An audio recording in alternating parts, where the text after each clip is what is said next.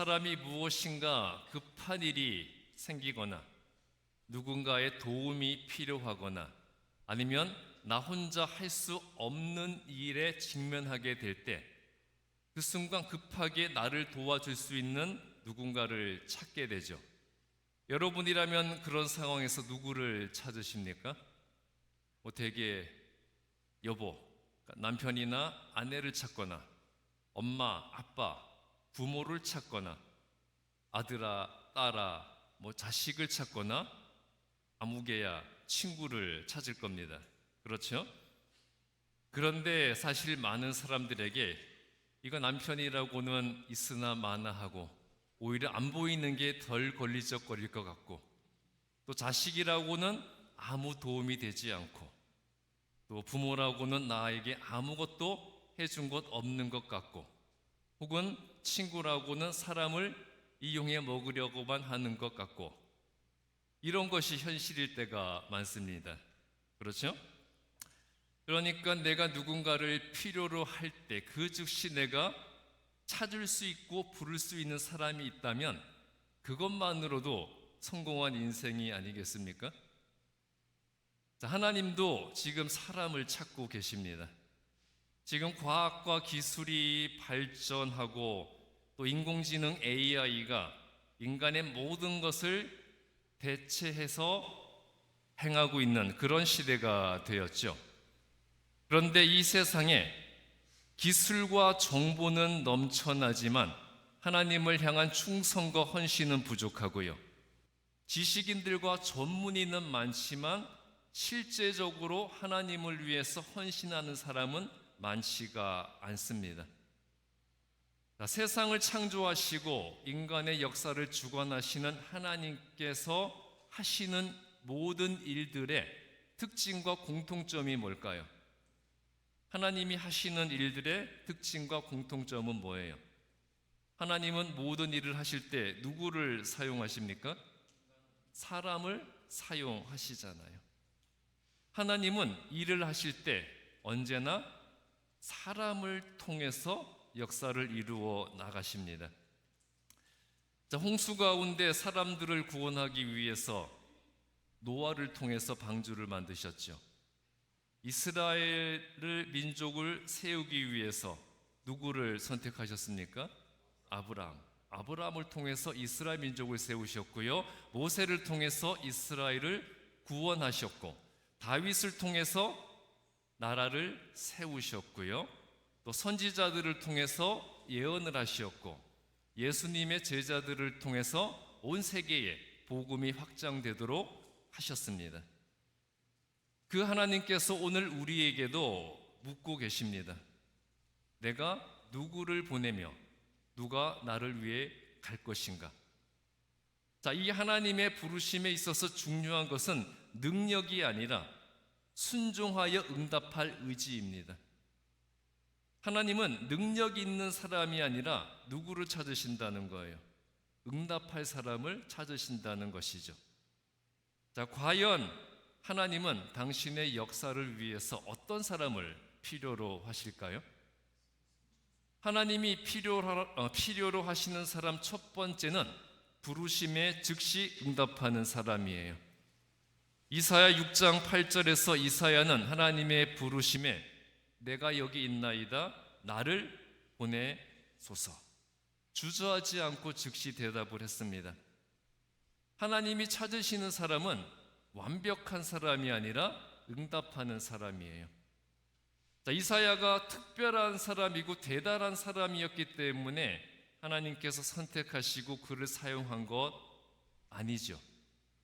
자, 이사야의 특징은요, 전혀 준비되지 않은 사람이었다는 것이었습니다. 이사야는 두려움이 많았고요, 스스로 고백했듯이 연약한 죄인이었어요. 그럼에도 하나님은 이사야를 선택하여 사용하셨습니다. 왜 그럴까요? 하나님은 이사야의 능력을 보신 것이 아니라 순종하고자 하는 의지를 먼저 보셨기 때문이에요. 자, 오늘날 많은 성도들의 문제는 순종의 의지보다 상황 논리를 먼저 앞세운다는 겁니다. 아직은 준비가 안 되었으니까 제가 준비되면 하겠습니다. 제가 준비되면 그때 알려드리겠습니다. 그리고 언제 알려드립니까? 절대 안 알려드리죠. 또 지금은 시간이 없으니까 시간이 되면 하겠습니다. 또 나 말고 저보다 더 좋은 사람이 있습니다. 저 사람을 사용하십시오. 만일 하나님께서 누가 나의 축복을 가장 먼저 받겠느냐 그러면 제일 먼저 손들고 저요 할 텐데, 하나님께서 그러면 누가 나를 위해 가겠느냐 하면 또 어떻게 되겠어요? 들고 있던 손에서 손가락을 펴고 제요 다른 사람을 가르치겠죠. 축복에 대해서는 제일 먼저 손들고 저요 하면서 헌신이 요구되면 제요 하면서 책임을 떠넘기기 바쁘다는 겁니다. 상황과 환경을 핑계로 내세워서 하나님의 부르심에 순종하지 못하는 것을 합리화합니다. 내가 순종해야 할 이유보다 순종할 수 없는 이유를 찾는 데에 훨씬 능숙해요. 그러나 하나님이 찾는 사람은요, 준비된 사람이 아니라 응답하는 사람이에요. 어차피 하나님 앞에서 완전하게 준비된 사람은 존재하지 않기 때문입니다. 그러니까 준비되면 헌신하겠다는 것은 결국 무슨 뜻이겠어요? 하나님을 위해서 헌신할 마음이 전혀 없습니다. 그것을 간곡하게 표현한 것일 뿐이에요. 하나님이 찾는 사람은 또한 능력 있는 사람이 아니라 의지가 있는 사람입니다. 하나님은 완벽한 사람을 부르지 않으세요. 왜 그럴까요? 완벽한 사람은 어디에도 없기 때문입니다. 하나님은 다만 자신의 부르심에 응답하는 사람을 완성시켜 주시는 분이에요. 하나님의 부르심에 응답하는 사람을 완성시켜서 하나님이 사용해 주신다는 거죠. 그렇다면 지금 나는, 하나님이 지금 나를 부르신다면 내가 여기 있습니다, 그렇게 말할 준비가 되어 있으십니까? 준비되어 있으세요? 그럴 마음이 없어 보이시는데요. 하나님이 필요로 하시는 두 번째 사람은 깨끗하게 준비된 사람이에요. 하나님은 아무 그릇이나 사용하지 않으십니다. 여러분, 집에 손님이 와서 손님을 대접할 때 아무 그릇이나 가지고 음식을 대접하지 않죠. 손님을 대접할 때 좋은 그릇이냐 비싼 그릇이냐 보다 더 중요한 게 뭡니까? 더 중요한 게 뭐예요? 깨끗한 그릇이냐의 여부잖아요. 아무리 좋은 그릇이라도 더러운 그릇으로 손님을 대접할 수는 없는 거죠. 하나님은 자신이 거룩하고 깨끗한 분이시기 때문에 깨끗한 그릇을 사용을 하십니다. 하나님이 찾는 것은 화려한 그릇이 아니라 깨끗한 그릇이라는 사실이 중요해요. 그렇다면 하나님을 믿는 자에게 왜 거룩이 중요한 걸까요? 왜 하나님 믿는 자에게 거룩이 중요한 거죠? 하나님이 거룩하시기 때문입니다. 그래서 거룩하신 하나님은 능력보다 성품을 먼저 보세요. 그런데 우리는 종종 이렇게 생각을 하죠. 하나님은 능력 있는 사람을 사용하신다. 하나님은 유명한 사람을 쓰신다. 하나님은 가진 것이 많은 사람을 필요로 하신다. 그래서 나같이 능력 없고 내세울 것 없고 가진 것 없고 연약한 사람은 하나님을 위해서 할 수 있는 것이 아무것도 없다. 그렇게 생각을 종종 하지 않습니까? 그러나 성경의 원리는 언제나 한결같아요. 하나님은 정결한 자를 사용하여서 세상에 영향력을 행사하도록 만드신다는 것입니다. 하나님이 먼저 우리를 깨끗하게 하신 후에 사용하신다는 거예요. 그러므로 내가 하나님께 필요한 자가 되기 위해서 가장 필요한 것은 순종하고자 하는 의지와 따르고자 하는 의지입니다. 하나님께 순종하고자 하는 의지를 가지고 내가 숨겨온 죄와 타협하는 신앙과 이중적인 삶을 버린다면 하나님은 그런 나를 거룩하게 사용해 주십니다. 즉 하나님이 필요로 하시는 사람은 능력 있는 사람이 아니라 깨끗하게 준비된 사람, 즉 거룩한 사람입니다. 그리고 하나님이 필요로 하시는 세 번째 사람은 세상 속에서 빛과 소금이 되는 사람이에요. 이사야가 하나님께서 이사야에게 내가 누구를 보내며 누가 우리를 위해 갈고 물으셨죠. 그 하나님은 신약 시대에도 동일한 질문을 우리에게 던지고 계세요. 마태복음 5장 13절부터 16절에서 예수님은 제자들에게 너희는 세상의 빛과 소금이 되라고 말씀하셨어요. 이 말씀은요, 그리스도인이 단지 자기만 구원받은 사람이 되라는 것이 아니라 세상의 변화와 구원을 위해서 세상으로 보내심을 받은 사람이라는 뜻이에요. 그렇다면 이사야가 하나님의 부르심에 내가 여기 있나이다 나를 보내소서라고 응답했다면 오늘 우리도 예수님의 제자로서 예수님이 나를 부르실 때 예수님과 눈이 마주치면 혹시라도 나를 보내실까 봐 눈을 내리깔고 예수님께서 안 보이는 곳으로 숨는 것이 아니라 어떻게 해야 되겠습니까? 예수님이 나를 부르실 때 나를 사용하여 주십시오. 그렇게 응답해야 되는 거죠. 주님, 제가 여기 있습니다. 이사야처럼 응답해야 한다는 거예요. 하나님께서 우리를 교회 안에만 머물게 하시지 않고 우리를 가정으로 보내시고 직장으로 보내시고 또 사회 속으로 보내신 이유는요, 우리의 삶을 통해서 이 세상에 그리스도의 빛을 비추고 또 부패한 세상에 복음의 맛을 내게 하기 위해서입니다. 그러므로 이사야의 나를 보내소서라는 고백은요, 오늘날 저를 사용하여 주십시오라는 우리들의 고백으로 이어져야 돼요. 하나님은 우리를 나만 구원받으라고 부르지 않으셨습니다. 예수님은 나를 교회 안에서만 섬기라고 제자로 선택하지 않으셨어요. 왜 선택하고 부르셨겠습니까? 우리를 세상 속으로 보내시기 위해서 부르셨어요.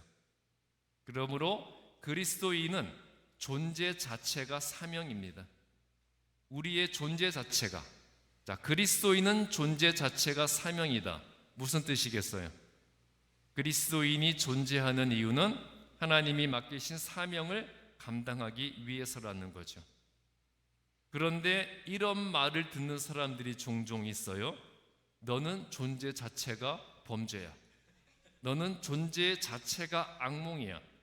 너는 존재 자체가 비극이야. 그리스도인들이 이런 말을 듣는다면 그것 자체가 비극이고 슬픔이지 아니겠습니까? 그리스도인은요, 우리 존재 자체가 사명이 되어야 돼요.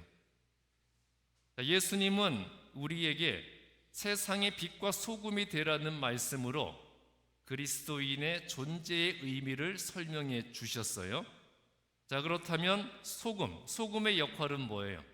소금의 역할은 부패하는 것을 막고 맛을 내는 거죠. 그 다음에 빛의 역할은 뭡니까? 어둠을 몰아내고 길을 보여주는 거죠. 그런 역할을 해야 한다는 겁니다. 즉 하나님이 찾으시는 사람은 교회 안에서만 신앙 좋은 사람이 아니라 세상 속에서 믿음을 드러내는 사람입니다. 직장에서, 가정에서, 학교에서, 일터에서 하나님을 나타내는 사람이라는 거죠. 우리는 주일 그리스도인이 아니라 매일 그리스도인이 되어야 합니다. 우리가 항상 하는 말 있죠. 썬데이 크리스찬이 아니라 에브리데이 크리스찬이 되어야 한다는 거예요.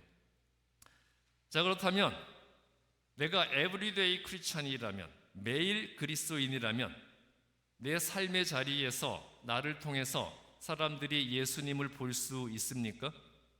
여러분의 삶의 자리에서 날마다 여러분을 통해 다른 사람들이 예수님을 볼 수 있으세요?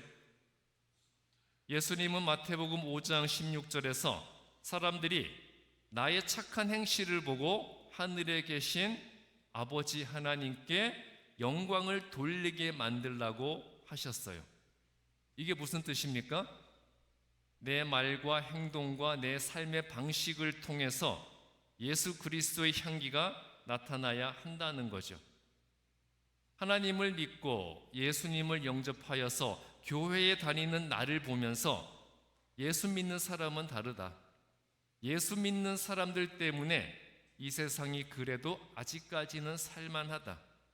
예수 믿는 사람들이 없다면 이 세상은 그 즉시 타락하고 추락해서 종말을 맞이하고 말 것이다. 이런 말이 나올 수 있도록 만들어야 한다는 명령이에요. 여러분, 옛날에 한국 공중 화장실의 출입문과 변기 위에 항상 붙어있는 문구가 있었어요. 혹시 뭔지 기억하십니까? 아름다운 사람은 흔적을 남기지 않습니다. 이런 게 꼭 붙어 있었었죠. 출입문과 변기 위에 꼭 붙어 있었어요. 아름다운 사람은 흔적을 남기지 않습니다. 자, 무슨 흔적을 남기지 말라는 겁니까? 자, 배설물의 흔적을 남기지 말고 깨끗하게 변기를 사용하라는 거죠. 소변을 보려고 하는데 앞에 사람이 배설한 누런 소변이 여기저기 튀어 있고 바닥에 흘려져 있으면 보기에도 좋지 않고 악취가 날 수밖에 없잖아요. 또 큰 볼일을 본 후에 물을 내리지 않고 나가버리면 다음 사람이 사용하려고 할 때 그 변기 안에 누런 비단 구렁이 같은 게 뚜아리를 틀고 있는 것을 보면 얼마나 황당하고 하루 종일 밥맛이 떨어지겠어요. 자, 그러니까 아름다운 그리스도인은 더러운 흔적을 남기지 않는 것이 맞아요. 아름다운 사람은 더러운 흔적을 남기지 않습니다. 그런데 진정으로 아름다운 그리스도인은 더러운 흔적을 남기지 않는 것에 그치지 않고 아름다운 흔적을 남겨야 됩니다. 내가 있는 곳, 내가 지나간 자리에서 예수님의 흔적이 남아 있어야 한다는 거예요. 자, 역시 예수 믿는 사람은 다르네라는 흔적을 남겨두어서 보여주어야 한다는 것이죠. 언제 어디서 무엇을 하든지 사소한 일이나 작은 일에서부터 다른 사람의 눈살을 찌푸리게 만드는 지저분한 흔적과 더러운 흔적은 남기지 말고 내가 있었다는 흔적을 지워버리되 사람들의 얼굴에 미소를 짓게 만들고 그 입에서 칭찬과 탄식이 나오게 하는 아름다운 흔적은 반드시 남기는 그런 생활을 하시기 바랍니다. 여러분, 하나님은요, 지금도 하나님이 필요로 하시는 사람을 찾고 있습니다. 아름다운 흔적을 남기는 사람을 찾고 계세요. 자, 우리가 이 교회 건물을 사용하는 데 있어서도 제가 제일 신경 쓰는 게 우리가 지저분한 흔적은 남기지 말아야겠다는 겁니다. 그래서 우리가 처음 사용하기 전에 그 모습 그대로, 어떻게 보면 우리가 사용하기 전보다 더 깨끗한 모습으로 남겨두려고 노력을 합니다. 가끔 여러분들이 저 밖에서 나가실 때 문 쾅쾅 닫고 나가면 제 마음이 쾅쾅거리고요. 또 뭐 교회에 어디가 잘못됐다, 고장났다 그러면 혹시라도 우리가 그런 것 아닌가 그렇게 신경이 쓰이기도 해요. 우리는 어디에서나 아름다운 흔적을 남길 수 있어야 한다는 겁니다.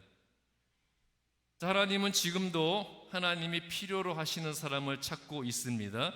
오늘 하나님은 우리에게 동일하게 질문하고 계세요. 내가 누구를 보내며 누가 우리를 위하여 갈꼬? 하나님이 필요로 하시는 사람, 오늘 세 가지 말씀드렸죠. 하나님이 필요로 하시는 사람 세 가지. 첫 번째, 부르심에 즉시 응답하는 사람. 두 번째, 깨끗하게 준비된 사람. 세 번째, 세상 속에서 빛과 소금으로 사는 사람입니다. 여러분, 능력이 부족해도 괜찮아요. 완벽하지 않아도 괜찮습니다. 하나님이 찾으시는 것은 단 한 가지예요. 주님, 제가 여기 있습니다. 나를 사용하십시오. 이 고백입니다. 우리 주반석교회 성도님들, 하나님이 나를 필요로 하실 때 하나님, 제가 여기 있습니다. 저를 사용하여 주십시오. 기꺼이 손들고 기쁨으로 나아가는 그러한 그리스도인들이 되시기를 주님의 이름으로 축복합니다. 기도하겠습니다. 우리를 선택하여 이 세상에 보내신 하나님, 하나님이 나를 부르실 때 언제든지 내가 여기 있습니다. 나를 사용하소서 대답할 수 있는 순종의 의지를 가지고 하나님이 필요로 하는 삶을 살게 하여 주시옵소서.